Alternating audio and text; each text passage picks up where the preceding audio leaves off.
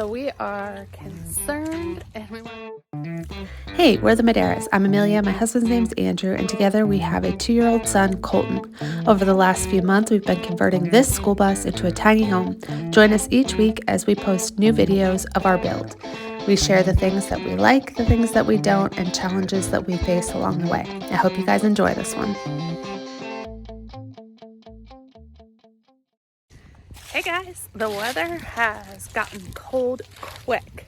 So we are concerned and we want to make sure to get this bus done, the outside of this bus done ASAP, because winter is coming and it's coming quick.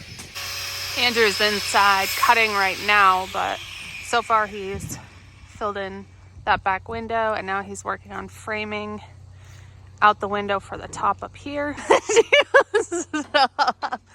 He's got his work blues on, so those are his lucky blue sweatpants. But yeah, he already welded those two pieces in. So just working on framing out that window.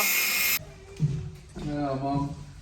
Sorry. Bothered me, so. I just wanted to show them the framing. Beautiful job that you've done. It's hard to see with the light. But... all right, you can't see.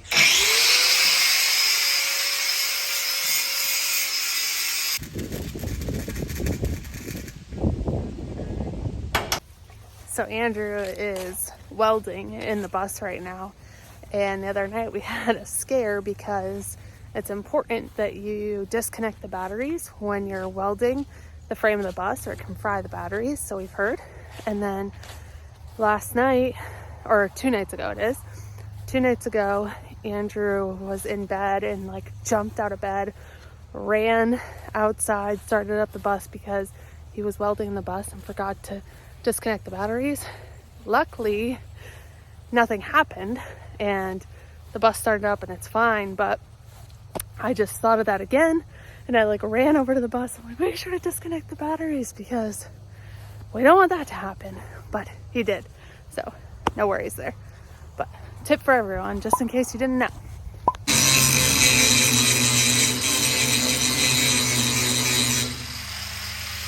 I'm just out here hanging out in the bus, kind of picturing what this is gonna look like. It has officially taken over our lives.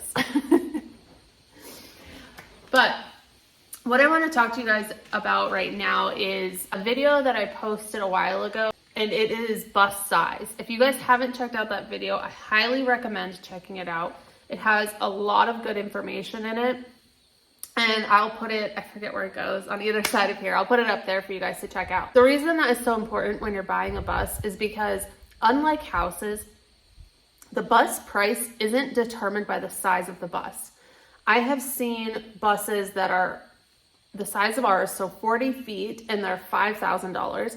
And I've seen short buses that are, I don't know, 20 feet, and they're just as much. So don't think because of the size of the bus that you're getting, the price is going to like make a difference. So I know a lot of people see our bus and they're like, oh my God, that had to be like $30,000. And that's not the truth. So just because if you want to get a big bus, that doesn't mean you're going to be spending more money than if you were to get a small bus. On the flip side, if you're looking at the vans, a lot of vans are a lot more expensive. I don't know why. Like Sprinter vans, like those kinds of vans seem to be a lot more pricey. I think it's because a lot more people are doing vans right now, just because they're smaller, they're gas, they're not diesel. So that the price of those can be a lot. But if you're looking at a bus, honestly, our friends, they just got one for like $5,000 and it is in way better condition than our bus. We looked at their pictures and couldn't believe it. I'm like, you literally have not one speck of rust on your entire bus. And you guys know our bus is very rusty on the inside. I really wanted to talk to you guys quick about the size of the bus and price. They do not correlate. Just because it's a big bus doesn't mean it's going to be more expensive. And just because it's a small bus doesn't mean it's going to be less expensive. It really depends on type of motor, the transmission, mileage, the condition, is it rusty? All those things go into it. It's not like buying a house. So, or even like buying an RV, honestly. I feel like the prices of RVs are really determined on the square footage of it, and except for like Airstream. Don't think because you're buying a big bus, you're gonna spend a ton of money. You could spend less money on a bigger bus. It honestly just depends on what you want. I think today I'm going to spend the day cleaning. It's a mess in here.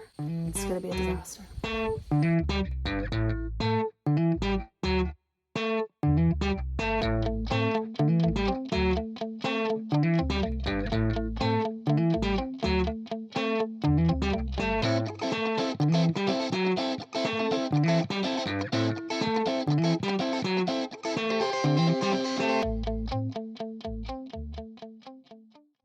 Well guys, I knew I had a big broom somewhere, but I can't find it, so I'm going to sweep with this broken broom. I can't find my big one, and I know I had it in here somewhere.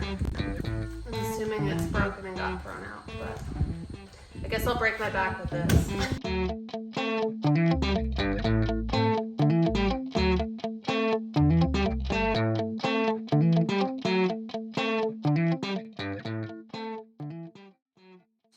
I want to show you guys that our floors aren't as rusty as they look. This is mainly just like dust and a little bit of rust, but you can see like as I'm wiping the dust off, it's pretty solid.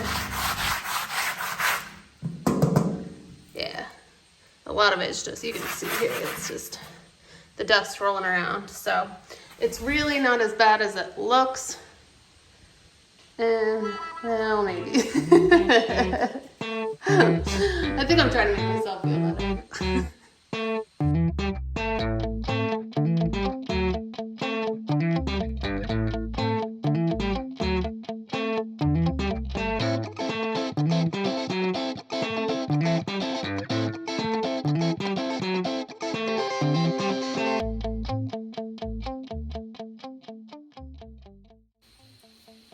My hair is insane, but it's definitely looking a lot better. I don't know if it's really going to show in the camera. I'll show you guys. The more I clean it, the more I'm not as nervous as I was when I came in here. However, there's still a lot of rust, and I think it's going to be fine. Obviously, it'll be fine. If we had to, we could replace all of the metal on the floor. We're not going to, but if we had to, we could. But really, around the wheel wells is really the only spots that are like making me nervous. And this bus must have sat uneven because this side of the bus has a lot more rust than this side of the bus. So I think however it was sitting, the water was pooling on one side or settling on the other side. So, which is kind of nice. I mean, it's not in the middle of the bus, it's on the sides. I think we'll be able to fix it, not a problem. But I'll show you guys what it looks like now. So you can see the difference. There's still rust, obviously, but even with the wire brush, as I'm like using that wire brush, it's making a big difference. So I think it's just surface rust in most spots, but let me show you. So that's what it looks like now.